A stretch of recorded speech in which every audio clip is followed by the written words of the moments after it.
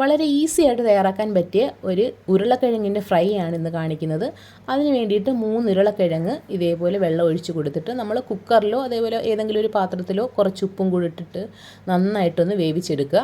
അതിനുശേഷം തണുത്തതിന് ശേഷം തൊലിയൊക്കെ കളഞ്ഞിട്ട് ചെറുതായിട്ട് അല്ലെങ്കിൽ മീഡിയം സൈസ് പരുവത്തിൽ ഇതേപോലെ അരിഞ്ഞു വയ്ക്കുക.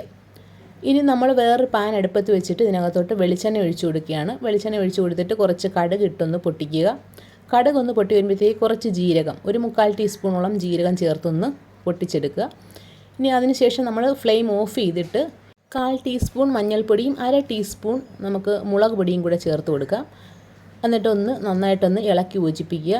ഇനി നമ്മൾ അരിഞ്ഞു വെച്ചേക്കുന്ന ഉരുളക്കിഴങ്ങ് ഇതിനകത്ത് ചേർത്ത് നന്നായിട്ട് ഇളക്കി യോജിപ്പിക്കുക. എന്നിട്ട് നമുക്ക് ഇനിയും വീണ്ടും നമുക്ക് ഫ്ലെയിം ഓൺ ചെയ്യാം.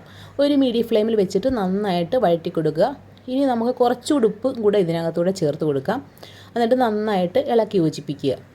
ഇനി നമ്മളിതിനകത്ത് ഒരു 1/2 മുറി നാരങ്ങയുടെ നീരാണ് ചേർത്ത് കൊടുക്കുന്നത്. 1/2 മുറി നാരങ്ങയുടെ നീരും കൂടെ ചേർത്ത് കൊടുത്ത് കുറച്ച് മല്ലിയിലയും കൂടെ ചേർത്ത് കൊടുത്തിട്ട് വീണ്ടും മീഡിയം ഫ്ലെയിമിൽ തന്നെ തീ വെച്ചേക്കണം. നന്നായിട്ട് ഇളക്കി യോജിപ്പിക്കുക.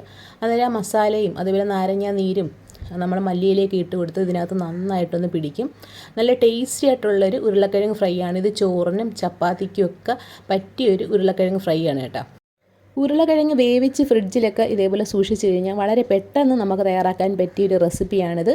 അതേപോലെ എണ്ണയും കുറവ് മാത്രം മതി. ഇന്നേരം ഇതേപോലത്തെ റെസിപ്പികൾ ഇഷ്ടമാണെന്നുണ്ടെങ്കിൽ തീർച്ചയായിട്ടും ലൈക്ക് ചെയ്യാനും പേജ് ഫോളോ ചെയ്യാനും ആരും മറക്കരുത്. അന്നേരം നമുക്ക് അടുത്ത വീഡിയോയിൽ നല്ല നല്ല റെസിപ്പികളുമായി വീണ്ടും കാണാം.